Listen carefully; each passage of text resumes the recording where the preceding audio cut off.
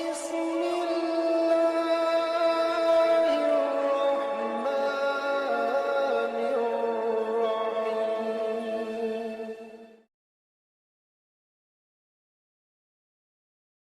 الحمد لله الحمد لله الذي هدانا الحمد لله الذي آوانا الحمد لله الذي أولى علينا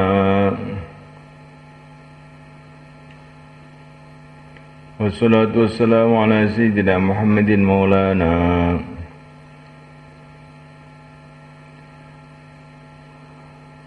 أما بعد. Hadirin dimuliakan, kita terus bicara keagungan Allah terus menerus.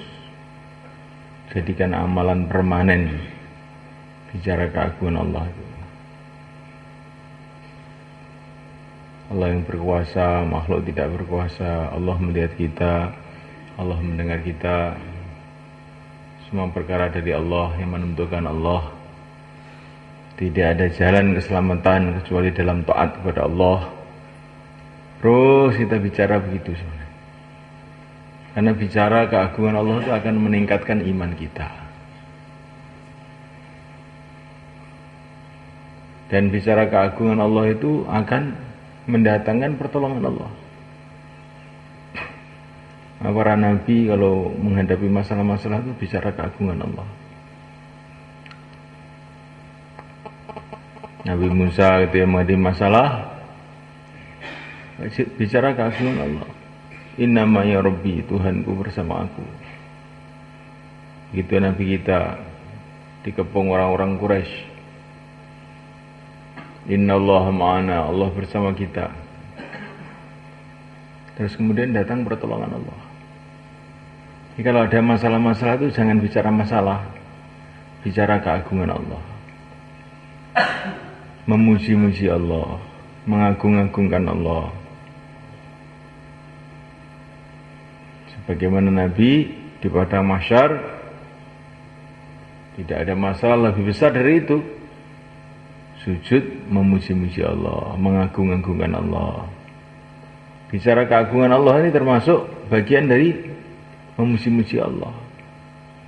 Allah kuasa, makhluk tidak kuasa. Allah melihat kita, Allah mendengar kita. Allah Maha Rahman, Allah Maha Rahim. Allah Maha Tahu, Allah Maha Adil. Yang menentukan segalanya hanya Allah. Makhluk tidak bisa menentukan apa-apa.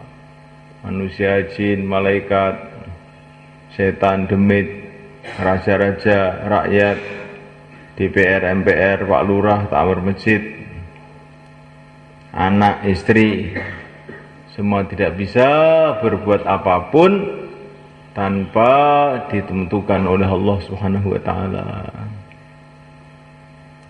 Terus kita bicara begitu. Apalagi waktu keluar. Itu kita perbanyak bicara keagungan Allah. Bicara keagungan Allah meningkatkan iman, mendatangkan pertolongan Allah. Bicara keagungan Allah termasuk sebaik-baiknya doa. Bicara keagungan Allah juga termasuk dakwah. Sehingga bukan kita saja yang ingat, orang lain ingat juga. Bukan kita yang meningkat imannya, orang lain akan meningkat juga. Maka bicara keagungan Allah ini mesti menjadi amalan kita yang terus-terusan. InsyaAllah mulai kan? InsyaAllah.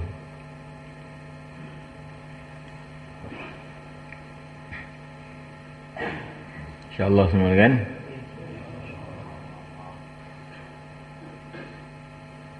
Nabi Sulaiman itu punya satu program, kisah begitu aja. Satu rencana. Tapi ketika membuat rencana tadi, beliau ini tidak mengucapkan insya Allah. Insya Allah itu maknanya Kalau Allah menghendaki perkara jalan, perkara kalau Allah tidak menghendaki perkara tidak jalan. Maknanya insya Allah itu begitu. Maka akhirnya rencananya itu gagal. Padahal Nabi Sulaiman itu imannya sudah setinggi-tingginya iman, tapi ketika tidak bicara keagungan Allah itu oleh Allah SWT dikasih peringatan sehingga rencananya gagal. Yang mulia baginda Muhammad SAW mengatakan, seumpama Nabi Sulaiman waktu itu mengucapkan insya Allah, itu rencananya itu akan sukses, berhasil. Ini maknanya bicara keagungan Allah itu walaupun orang sudah imannya sundul langit, sudah imannya sudah sangat tinggi pun harus bicara terus. Harus bicara terus. Iman saya ini sudah kuat, nggak perlu bicara keagungan Allah, bicara duit saja. Nah, akhirnya lama-lama itu nanti nggak bagus. Terus bicara keagungan Allah. Kalau ada rencana apa-apa, insya Allah. Maknanya insya Allah dirasakan betul. Kalau Allah sana menghendaki menolong, ya jalan. Kalau Allah tidak menolong, nggak jalan. Ini maknanya insya Allah itu begitu.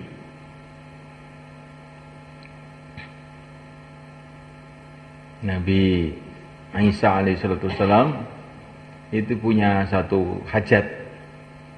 Tapi hajatnya itu nggak hasil-hasil. Kemudian di tengah-tengah beliau itu memikirkan hajatnya tadi, beliau mengatakan Masya Allah. Masya Allah. Masya Allah itu maknanya ya apa saja terjadi itu dengan kehendak Allah. Apa saja yang terjadi dengan kehendak Allah. Tanpa kehendak Allah tidak bisa. Masya Allah, kata Nabi Isa. Maka langsung hajatnya itu selesai. Maka Nabi Isa itu heran. Beliau mengatakan kepada Allah, apa ini maknanya ini ya Allah? Ini hajat saya enggak rampung-rampung, sudah saya mengatakan Masya Allah kok langsung selesai. Maka Allah berfirman kepada Nabi Isa, ya Isa, orang yang mengucapkan Masya Allah itu sama dengan minta kepada saya seluruh kebaikan. Nah,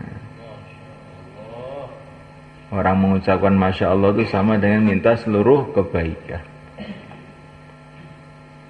Yang kita biasakan mengucapkan Masya Allah, Insya Allah ya. Masya Allah. Kalau melihat anak kita pandai, pintar, Masya Allah, nanti Allah jaga. Bukan pintar, tahu-tahu belok hilang. Nah, anaknya sudah rajin mondok, menghafalkan Quran sudah ngeses, tahu-tahu hilang. Nah ini orang tuanya terlalu bangga. Anak saya ini memang anak saya. Nah, siapa ayahnya? Nah, ayahnya ngantuan. Nah, tahu-tahu anaknya yang rajin tahu-tahu ngambek. Kayak kehabisan strum, terus nggak mau ngaji lagi. Nah, Nabi mengatakan kalau Allah kasih nikmat kamu, jagalah dengan Masya Allah. Nah, kalau anaknya beler, ngantuan, Masya Allah, Masya Allah. Dengan harapan Allah memperbaiki. Dengan harapan Allah memperbaiki. Kalau sudah baik, dengan harapan Allah menjaga kebaikannya itu. Maka di mana-mana itu Masya Allah, Masya Allah. Kita ini perlu latihan begitu itu semua kan. Jangan dengar aja, dilatih. Ya dilatih sekarang. Masya Allah, dilatih aja. Dilatih. Dakwahnya latihan.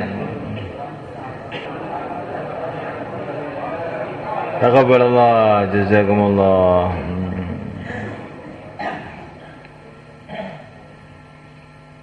Ini orang iman ini orang yang dicintai oleh Allah.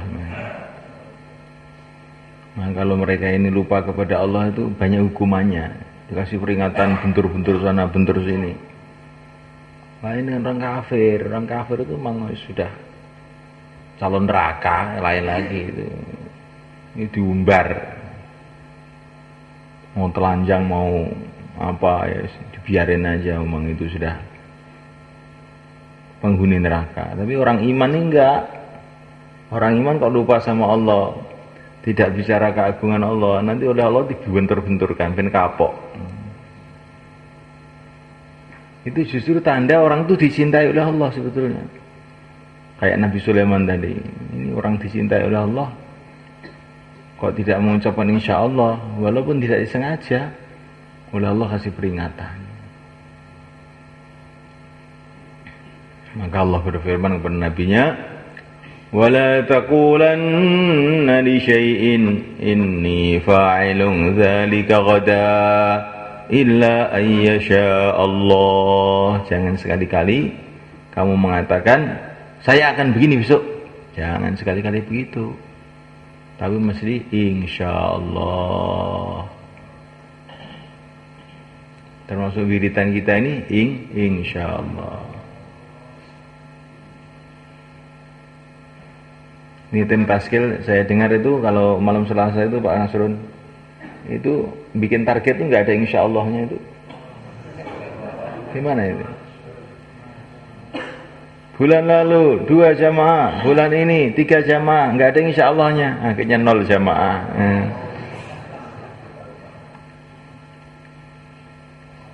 Karena ini insya Allahnya nggak dipakai, mungkin Allah kurang suka ini kita dengan tim taskil kita ini. Maka nanti musyawarah bulanan harus dipesan tuh, harus ada insya Allah semua. Insya Allah. Nah ini dakwah mau mengingatkan orang sama Allah, kok tim taskil yang nggak ada insya Allah. Akhirnya yang dulu 0 jamaah, yang akan datang nggak ada insya Allahnya, 10 jamaah, 0 jamaah lagi, di 0-0 terus.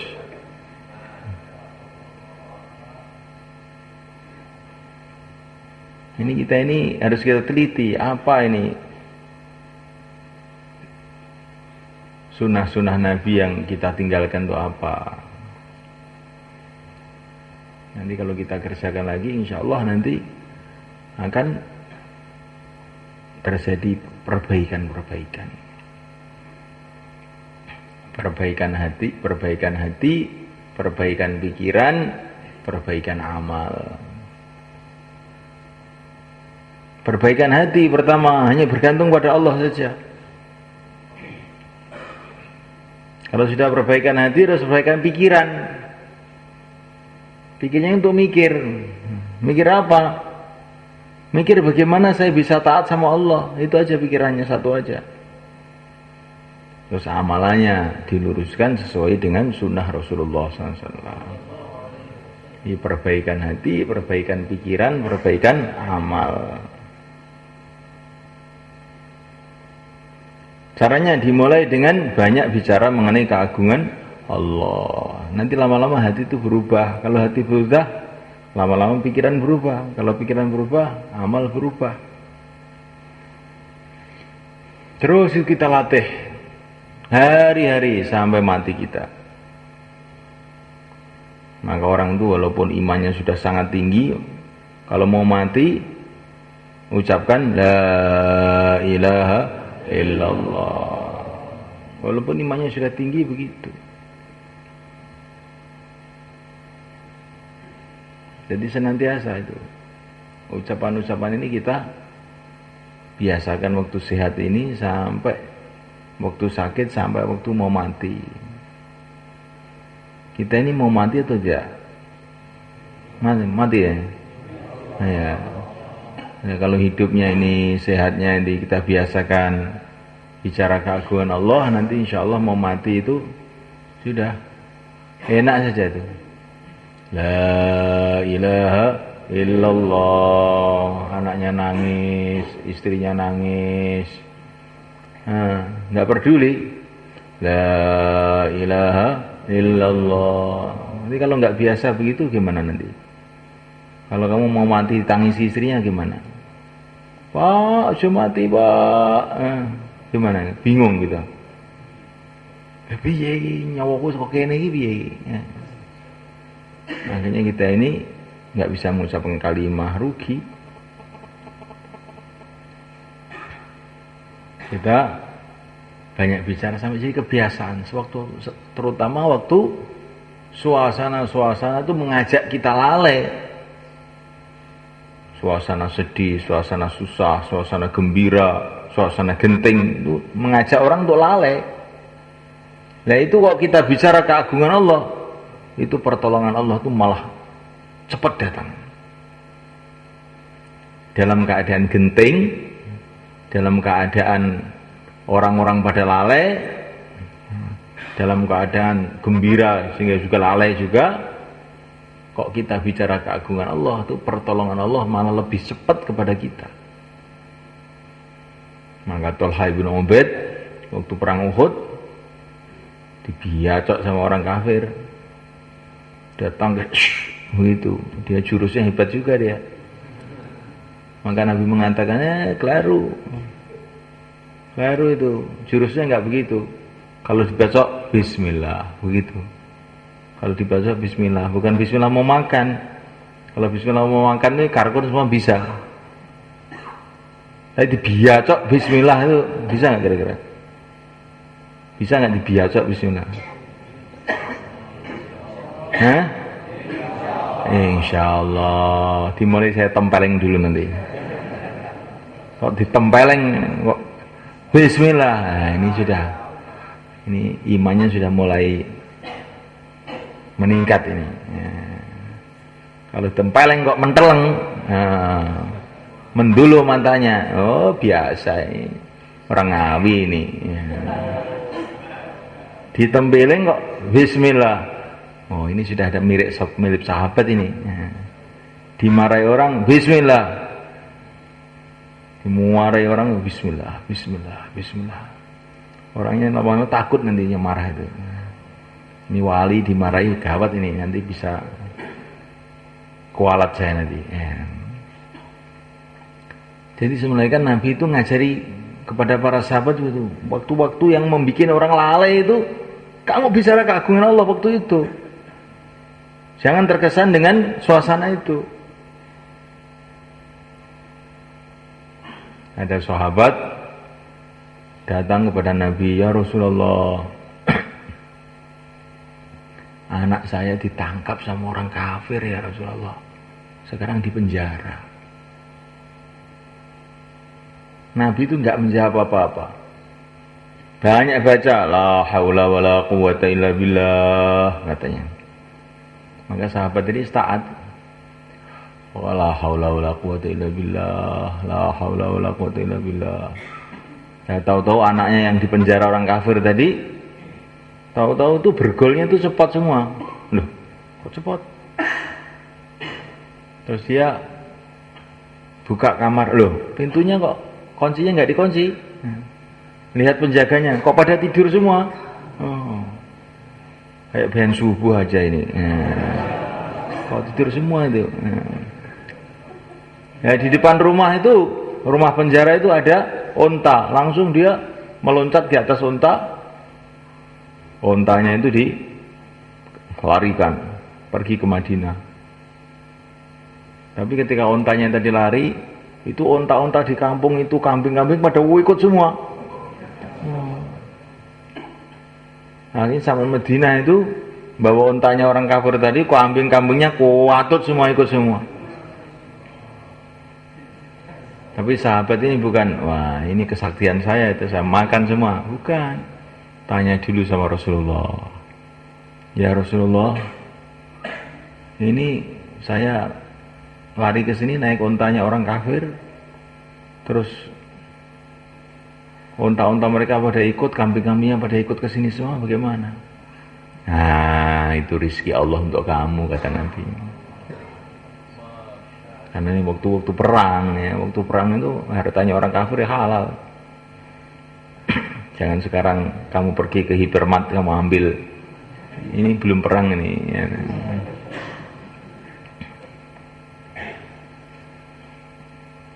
halal, rezeki Allah untuk kamu. Jadi para sahabat itu waktu ngadepi genting itu terus amalan, di antara amalannya la haula wala quwata illa billah. Tidak ada usaha, tidak ada kekuatan tanpa Allah. Bicara keagungan Allah ini. La haula wala quwata illa billah, la haula wala quwata illa billah. La haula wala quwata illa billah akan menolak 70 bala. Yang paling ringan adalah sumpek. Ngerti sumpek itu? Saya ini kok sumpek aja kenapa ya? Jalan-jalan ke kota, kleru. Sumpek kok jalan-jalan ke kota. Kesarangan aja. Naik boot kesarangan. Ya kleru lagi. Dengarkan musik, tambah kleru nemen itu. Ngerungokne dangdut ben untuk longgar dodone. Kleru. Gimana itu? Kalau sumpah perbanyak la haula wala quwata illa billah. La haula wala quwata illa billah. Ada orang tuh modelnya tuh model sumpah guys. Di apa-apa ora seneng. Di rumah ya sumpah melihat suasana rumah tuh sebel. Melihat temannya juga sebel. Pokoknya apa-apa enggak enak semua. Obatnya la haula wala quwata illa billah. Perbanyak. Ya, saya sudah mengucapkan kok belum sembuh. Obatnya itu kurang banyak. Ya.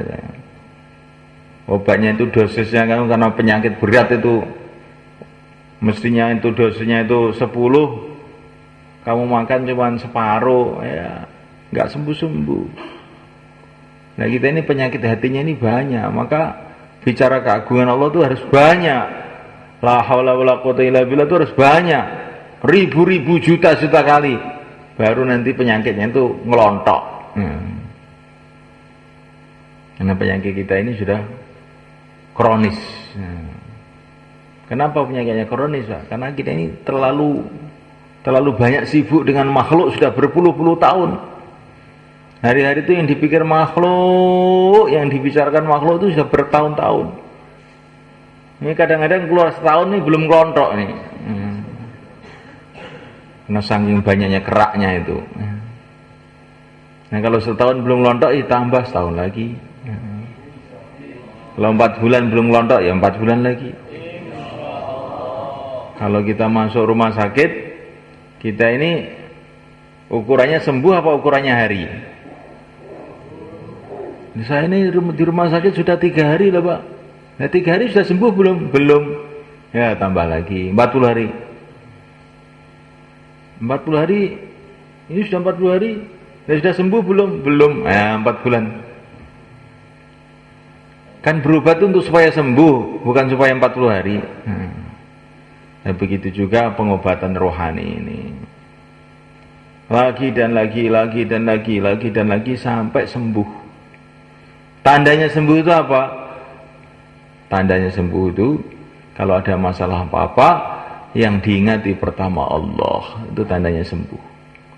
Kalau yang diingati masih makhluk itu belum sembuh, itu masih sakit keras. Apalagi menyalah-nyalahkan makhluk itu sakitnya tambah nemen itu. Kalau yang diingati hanya Allah itu sudah sembuh. Insyaallah mulai kan? Nah, kita mudzakarah lagi man, mudzakarah lagi. Insyaallah, Masya Allah. Ini langsung wajah-wajah kamu berubah. Masya Allah. Tadi redup kayak genderuwo, gelap. Sekarang bicara keagungan Allah mulai ada nurnya. Itu saya lihat itu betul. Maka ini diteruskan terus selama 4 bulan, selama 40 hari, selama khidmat markas, selama hidup. Nah, yang sekarang mau keluar 4 bulan, 40 hari silakan beri sana. Nah, ini kalau nggak dikeluarkan nanti bicara makhluk lagi nanti.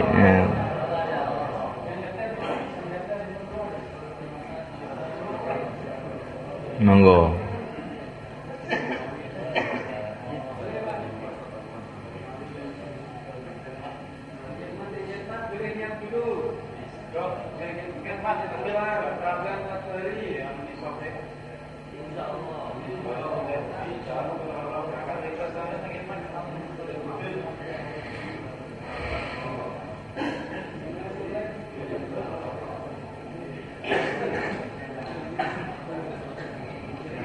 Ya, biar betul kan. Mau keluar tak kamu? Ya, sana tuh daftar. Ah ya. Yang mau keluar semua daftar, daftar lagi. Yang sudah daftar lagi. Ya, jangan. Nah, yang mau keluar semua daftar sana.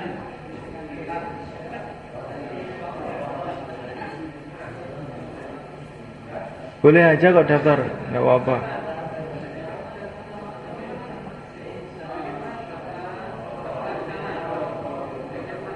Nah, kita sekarang sholat isyraq, wiridan, musyawarah.